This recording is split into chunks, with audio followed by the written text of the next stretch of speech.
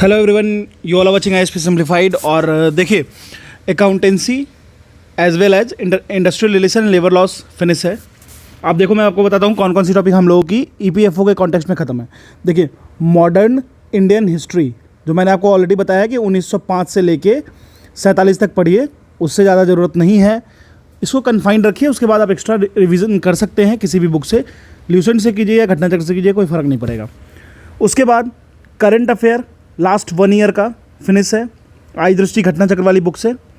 उसके बाद आप अगर देखोगे तो industrial relation and labour laws finish है, अकाउंटेंसी फिनिश है, ठीक है। जनरल साइंस में फिजिक्स फिनिश है, केमिस्ट्री फिनिश है, ठीक है। उसके बाद आप बताओ कि अब क्या पोर्शन बचता है। एप्टीट्यूड मैंने बता दिया कहाँ से कैसे करना है, एकदम क्लियर है, उसमें कुछ भी नहीं सोचना है, ठीक है। और रही बात जो टॉपिक छोटे मोटे बच रहे हैं, उसमें मैं काम कर रहा हूँ। ऑडिट, स्टैटिस्टिक, वो सब मैं ला दूंगा धीरे धीरे करके, आराम आराम से। देखो मेरे पास, मैं मतलब फुल टाइम जॉब में हूँ, तो फिर मैं जितना टाइम बचता है उतना उसमें मैं पूरी कोशिश कर रहा हूँ, ठीक है। कुछ चीज़ें हैं जो आप लोग खुद से खोज लो, चैनल पे ऑलरेडी अपलोडेड है, वो देख लेना, ठीक है। अभी हम लोग करने वाले हैं अकाउंटेंसी की क्वेश्चन, प्रीवियस ईयर क्वेश्चन जितने भी पूछे हैं उसके हम लोग सोल्यूशंस को देखने वाले हैं, ठीक है।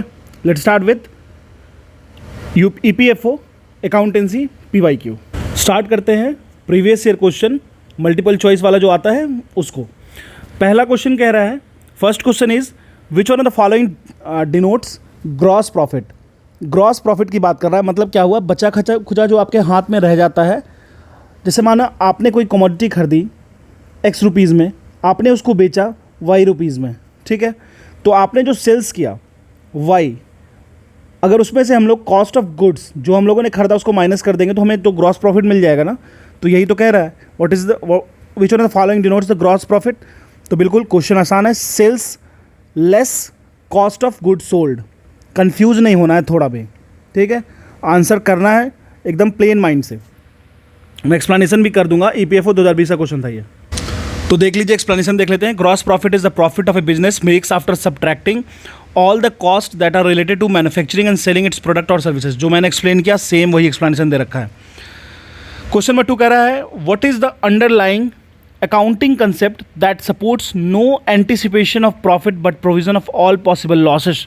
तो मतलब किसी भी प्रॉफिट के एंटिसिपेशन की बात नहीं करता है, लेकिन जितने पॉसिबल लॉसेस होते हैं उसकी बातें करता है। तो हम लोगों ने ऑलरेडी देखा है अकाउंटिंग कंसेप्ट में, जिसमें मैचिंग होता है, कंसिस्टेंसी होता है, मैटेरियलिटी होता है, कंजर्वेटिज्म होता है।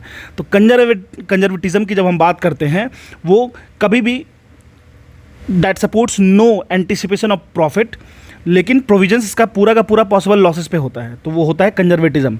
ऑलरेडी मैंने इसको बहुत अच्छे से एक्सप्लेन कर रखा है, तो आप जा करके अकाउंटेंसी वाले चैप्टर को देख सकते हो। 2 घंटे 20 मिनट में पूरी की पूरी अकाउंटेंसी को मैंने कोर बता दिया। देखो, आप कहते हो ना, पूछते हो ना कि इज़ दिस इनफ, तो मैं कहता हूँ देखो, मैंने आपको कोर दे दिया है। कोर कहने का मतलब इतने कम पॉसिबल टाइम में बहुत मुश्किल होता है कोर चीज़ देना, मतलब मैंने एक बेस स्ट्रक्चर बता दिया। आप बस एमसीक्यू प्रैक्टिस करो जम के, आपका काम हो जाएगा। जो क्वेश्चन आपको लगता है कि ये तो मैंने पढ़ा ही नहीं है, तो ज़रूरी नहीं है मेरे भाई उसको पढ़ने की, उसको बस क्वेश्चन के थ्रू याद करना है, इतना ही समझो। देखो एग्ज़ाम निकल जाएगा, एग्ज़ाम आसान हो जाएगा आपके लिए, ठीक है। चलिए, मैंने आपको कोर दे दिया है, मतलब इतना समझो, अकाउंटेंसी अगर मैंने 12 से 15 घंटे पढ़ाई किया तो मैं उसको 2 घंटे में आपको दे दिया हूँ, बस यही सोच लो, ठीक है। चलिए, तो conservatism is an accounting concept that supports no anticipation of profit but provisions for all possible losses according to the principle gain should be recorded only if their occurrence is certain but all potential. देखिए, simple सी बात है, जब gain होगा ना आपको, जब आपको प्रॉफिट होगा ना, तो आपको पहले सर्टेन होना है, निश्चित होना है कि हाँ ये प्रॉफिट होने वाला है ही। जैसे मैं आपको एग्जांपल देता हूँ, मानिए आपके पास एक प्लॉट ऑफ लैंड है, एक प्लॉट है लैंड का, किसी ने कहा कि मैं इसको लूँगा, तो वो कह के चला गया, तो क्या आप उसको डाटा एंट्री कर लोगे क्या? बिल्कुल भी नहीं। जब तक वो टोकन मनी लेके आपके पास नहीं आए ना, आपको हाथ में नहीं पकड़ा देना या फिर आपको ट्रांसफ़र नहीं कर देना, तब तक आप श्योर नहीं होगे इस चीज़ के लिए। इस बात की ध्यान रखना है आपको, ठीक है। तो जब तक उसकी ऑकरेंस एकदम सर्टेन ना हो जाए, तब तक हम लोग प्रॉफिट को एश्योर नहीं करते हैं। लेकिन पोटेंशियल लॉसेस, मान लीजिए मैंने यहाँ पे मान लीजिए मैंने एक तरीके से खेती किया किसी चीज़ का, ठीक है। अब मुझे ऐसा लगता है कि हो सकता है कि 4 दिन बाद बारिश होगा, ये प्रोबेबिलिटी हो सकती है 50% कि बारिश होते ही मान लीजिए हेलस्टॉर्म हो गया और मेरा क्रॉप ख़राब हो जाएगा, तो मैं उसको तुरंत नोट करूँगा कि हाँ ठीक है, पोटेंशियल लॉसेस में इसको काउंट करके चलते हैं, वर्स्ट सिचुएशन को कैरी आउट करके चलते हैं, ठीक है। तो ज़्यादा एक्सप्लेन करने की ज़रूरत नहीं है, मैंने ऑलरेडी लेक्चर में कर रखा है। आगे बढ़ते हैं।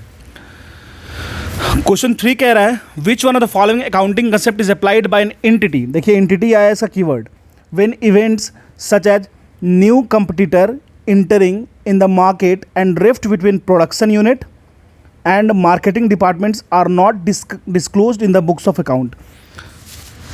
तो देखिए क्या होता है, ये पूछ रहा है कि कौन सा अकाउंटिंग कंसेप्ट हम यूज़ करेंगे जिसमें कोई एक एंटिटी मार्केट में इंटर करेगी, कोई नई कंपटीटर मार्केट में आएगी और रिफ्ट स्टार्ट हो जाएगा प्रोडक्शन यूनिट में और मार्केटिंग डिपार्टमेंट में, ठीक है ना। लेकिन उसको हम लोग बुक्स ऑफ अकाउंट में डिस्क्लोज नहीं करेंगे, तो वो होता है मनी मेजरमेंट। देखिए मनी मेजरमेंट जो कंसेप्ट है ना, वो बेसिकली ये फैक्ट को बताता है कि अकाउंटिंग एक बिजनेस है जहाँ पे सिर्फ और सिर्फ हमको वो रिकॉर्ड करना है जो अकाउंटिंग ट्रांजेक्शन्स होगा उसको रिकॉर्ड करना है, और ये जो ट्रांजेक्शन्स होगा ना उसको सिर्फ और सिर्फ मनी में एक्सप्रेस करना है।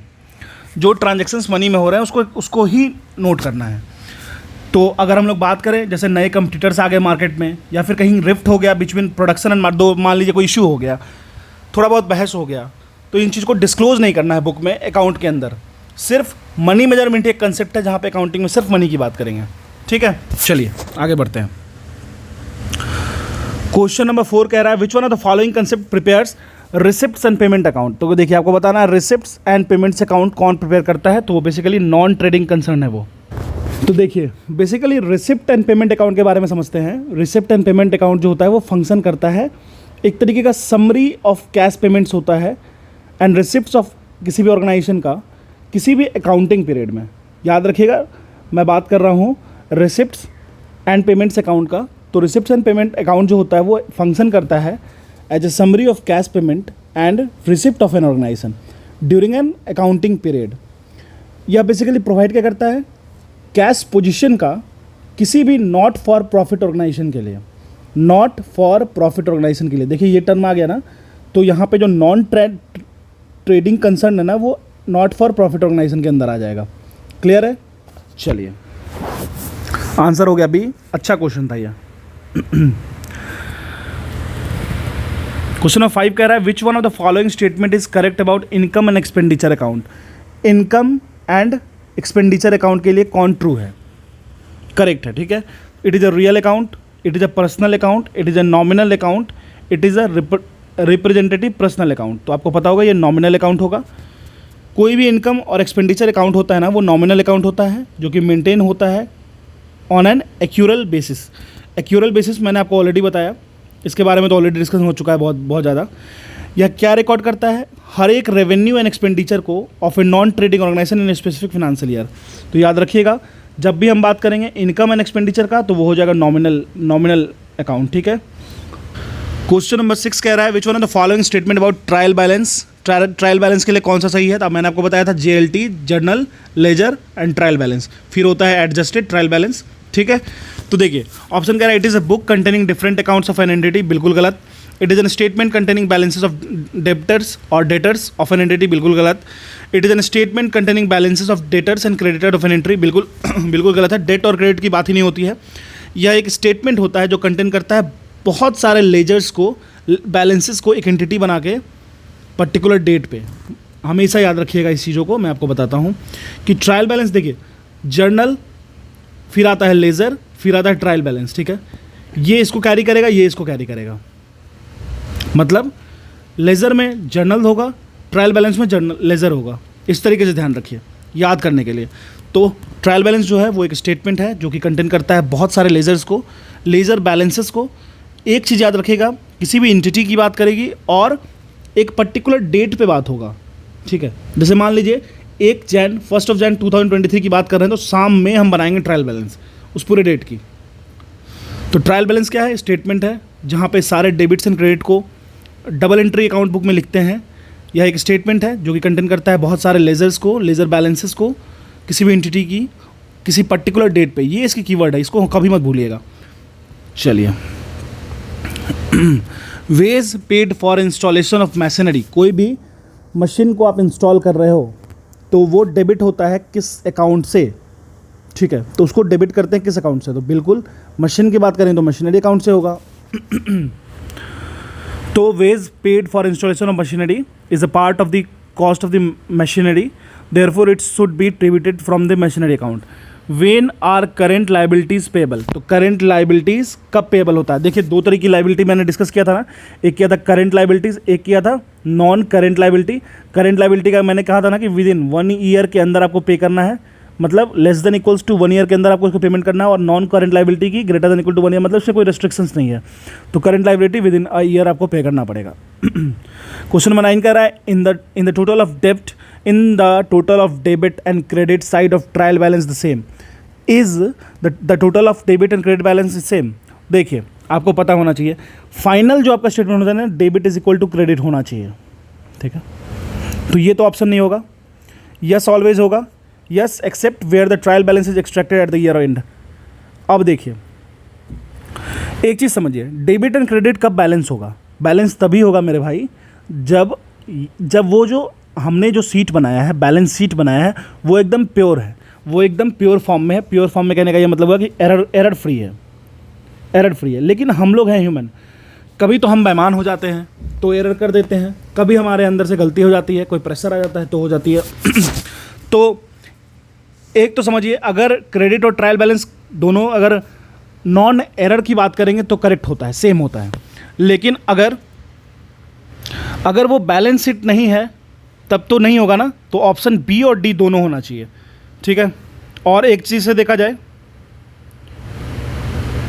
और एक चीज़ और देखिए, no there are sometimes good reasons why they differ. Option A भी हो सकता है। आप पूछोगे कैसे, तो ये भी तो वही स्टेटमेंट कह रहा है। तो ये क्वेश्चन जो था ना वो कंफ्यूज स्टेट में चला गया था, तो इसको डिलीट कर दिया गया। तो कमीशन ने ए को कंसिडर किया था, लेकिन ये बहुत ज़्यादा इशू क्रिएट किया था, ठीक है। Which one of the following is the first book in which the transactions of business unit are recorded? बच्चा भी बता देगा। मैंने आपको सीक्वेंस क्या बताया? जे journal, ledger and trial balance, फिर आता है एडजस्टेड ट्रायल बैलेंस। बस इसी को याद रखना है। तो जर्नल जो है वो पहली बुक है जिसमें ट्रांजेक्शन्स को रिकॉर्ड किया जाता है before they get transferred into account in a ledger, ठीक है। जर्नल होता है वो daily details of business transaction को कैरी करता है। इसका मतलब ये हुआ कि जितने भी ट्रांजेक्शन्स होंगे दिन को रिकॉर्ड किया जाएगा जर्नल में।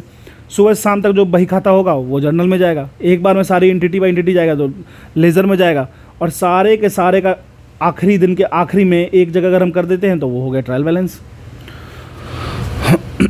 अब देखिए, कह रहा है क्वेश्चन नंबर 11 प्रिलिमिनरी एक्सपेंडिचर किस तरीके का एग्जाम्पल है, ठीक है। क्वेश्चन नंबर 11 कह रहा है preliminary expenditure of is example of, किसका एग्जाम्पल है? मैं आपको एक्सपेंडिचर के बारे में थोड़ा बताता हूँ। एक्सपेंडिचर की अगर हम लोग बात करें, गिव मी अ सेकेंड, तो कौन कौन एक्सपेंडिचर होता है? एक होता है कैपिटल एक्सपेंडिचर, ठीक है, उसका होता है रेवेन्यू एक्सपेंडिचर, फिर एक होता है डेफर्ड एक्सपेंडिचर। क्लियर है? अब देखिए, कैपिटल एक्सपेंडिचर क्या हुआ? वैसे एक्सपेंडिचर जो फिक्स एसेट्स के लिए होते हैं, जैसे बिल्डिंग्स हो गए, शॉप्स होंगे, और इसके आइटम्स को हम लोग बैलेंस शीट में एक्सप्रेस करते हैं। रेवेन्यू एक्सपेंडिचर की बात कर ले हम लोग, तो यूटिलाइजेशन इन, देखिए बेसिकली इसका यूज़ करना होगा 1 साल के अंदर में, और आपको उसको साइकिल में पे करना होगा। जैसे इलेक्ट्रिसिटी बिल का पेमेंट हो गया, इसको हम लोग trading and profit and loss account में शो करते हैं। इस बात का ध्यान रखिएगा, कैपिटल एक्सपेंडिचर को हम लोग बैलेंस शीट में शो करते हैं, रेवेन्यू एक्सपेंडिचर को हम लोग trading and profit and loss P&L account में शो करते हैं, P&L अकाउंट में, ठीक है। अब बात करेंगे हम लोग डेफर्ड रेवेन्यू एक्सपेंडिचर की, तो वैसे ये एक्सपेंडिचर होते हैं जो एक तरीके से नेचुरल रेवेन्यू होते हैं। जैसे इसकी बेनिफिट जो होती है ना, वो नंबर ऑफ़ ईयर्स या ओवर अ ईयर आपको देखने को मिलेगा, सडन नहीं मिलेगा। जैसे आपने एक कंपनी खरीदा, ठीक है, मशीनरी लगाया, प्लांट बनाया, एडवर्टीजमेंट राइट्स, ये सब डिफर्ड में आता है। तो जैसे आप अगर कोई स्टार्टअप करना चाहते हो, कोई बिजनेस करना चाहते हो, सबसे पहले आप क्या करोगे? बिल्डिंग खरीदोगे, मशीन्स लगाओगे, तो वो क्या है? तो डिफर्ड रेवेन्यू एक्सपेंडिचर में ही आएगा ना। एकदम कूल एंड काम होकर समझिए एक एक चीज़ों को, क्वेश्चंस को आप अंदर जाकर समझिएगा, हो जाएगा क्वेश्चन, कुछ नहीं, कोई दिक्कत वाली बात नहीं है। अब देखिए, इसके एक्सप्लेनेशन पार्ट को देख लेते हैं हम लोग, ठीक है। रेवेन्यू एक्सपेंडिचर जो होता है वो basically which are likely to give benefit for more than 1 accounting period are termed as deferred revenue expenditure. वैसे रेवेन्यू एक्सपेंडिचर जो आपको बेनिफिट देगा लेकिन मोर देन 1 अकाउंटिंग पीरियड में वो दे सकता है। तो इसका एग्जांपल है जैसे प्रिलिमिनरी एक्सपेंसेस हो गया, किसी आप बिल्डिंग को खरीद लिए, प्लांट को खरीद लिए, मशीनरी को खरीद लिए, etc। तो यहाँ पे प्रिलिमिनरी एक्सपेंडिचर बात करेंगे तो डिफर्ड रेवेन्यू एक्सपेंडिचर के अकाउंट में एम्बेट में फॉल करता है। बहुत अच्छा क्वेश्चन था। कभी भी लोग देखेंगे ना तो कैपिटल में मार देंगे या कहीं और मार देंगे, लेकिन डेफर्ड सोचना थोड़ा मुश्किल हो जाता है, तो थोड़ा सा अंदर जाना पड़ेगा आपको। डेप्रिसिएशन ऑफ फिक्स्ड एसेट्स, अगर किसी भी फिक्स्ड एसेट्स का डेप्रिसिएशन होता है तो वो किसका एग्जाम्पल है, ठीक है। तो देखिए कभी भी किसी फिक्स्ड एसेट्स का जैसे फिक्स्ड एसेट्स करने का क्या मतलब हो गया तो वो क्वेश्चन कह रहा है depreciation of fixed asset is an example of, कोई भी फिक्स एसेट है उसकी अगर डिप्रिसिएशन होती है तो वो किसके अंदर में आएगा, deferred account expenditure, capital expenditure, capital gain, revenue expenditure, expenses. देखिए मैं आपको समझाता हूँ। अगर बेनिफिट ऑफ एक्सपेंडिचर एक्सटेंड करें हम लोग एक अकाउंटिंग पीरियड तक तो उसको हम लोग कहते हैं रेवेन्यू एक्सपेंडिचर। मैंने आपको बताया ना डिफर्ड एक्सपेंडिचर का, जिसको हम लोग प्रिलिमिनरी एक्सपेंडिचर भी कहते हैं। मतलब ये हुआ वैसे एक्सपेंडिचर जिसकी वैल्यू अकाउंटिंग साइकिल चेंज होगी, मतलब एक अकाउंटिंग साइकिल में फिर दूसरे में भी वो डिफर करेगी, तीसरे में भी डिफर करेगी, तो उसको डिफर्ड एक्सपेंडिचर कहते हैं। इसी तरीके से अगर हम लोग बात करें कोई भी ऐसे बेनिफिट हो एक्सपेंडिचर की जो एक्सटेंड हो जाए up to 1 year period, then it is term as revenue expenditure, जो 1 साल तक चले। जैसे expenditure incurred on day to day conduct of business, ठीक है। जैसे डे टू डे हम लोग जो बिजनेस चला रहे हैं उस पर जो एक्सपेंडिचर हो रहा है उसमें depreciation of fixed asset ETC falls in the category of revenue expenditure. मतलब आपको 1 साल के अंदर इसको, देखिए 1 ईयर लिमिट है, आपको इसके अंदर इसको हटा देना है, ठीक है। तो वो किसके एम्बिट में आएगा, तो वो आ जाएगा आपको रेवेन्यू एक्सपेंडिचर और एक्सपेंसेस में। आई होप कि क्लियर हो गया होगा। In the context of accounting the term IFRS stand for, देखिए कितना ईजी क्वेश्चन पूछा है। मैंने आपको बताया ना, एक होता है इंड AS, एक होता है IFRS। IFRS stand for international financial reporting standard. तो बेसिकली अकाउंटिंग के कॉन्टेक्स्ट में इसको यूज़ करते हैं। इंडिया जो है इंड FS यूज़ करता है, और इंटरनेशनल फिनेंशियल रिपोर्टिंग स्टैंडर्ड जो है 50%, नियरली 50% पूरा वर्ल्ड यूज़ करता है, ठीक है। ये आपको अकाउंटिंग स्टैंडर्ड है। इस तरीके से मतलब क्या है, एक डेफिनेट शेप को फॉलो करो, ऐसा रास्ता फॉलो करो अकाउंटिंग करने के लिए। कभी ऐसा करो इंडिया अपना बना लिया है और क्या, लेकिन हाँ बेस तो IFRS ही है। अब ये क्वेश्चन है, देखिए ये क्वेश्चन आपको है ना, ये आपको बेसिकली इंश्योरेबल मतलब इंश्योरेंस टर्म वाला है, जो अभी तक मैंने पढ़ाया नहीं है। रेशियो, एक GP रेशियो टर्म होता है, वो अभी तक मैंने बताया नहीं है। इंश्योरेंस पे भी मैंने अभी तक कोई लेक्चर नहीं दिया है, तो इसको भी हम लोग ब्लॉक करते हैं। क्वेश्चन आसान है लेकिन इसको भी करने से कोई फ़ायदा नहीं है।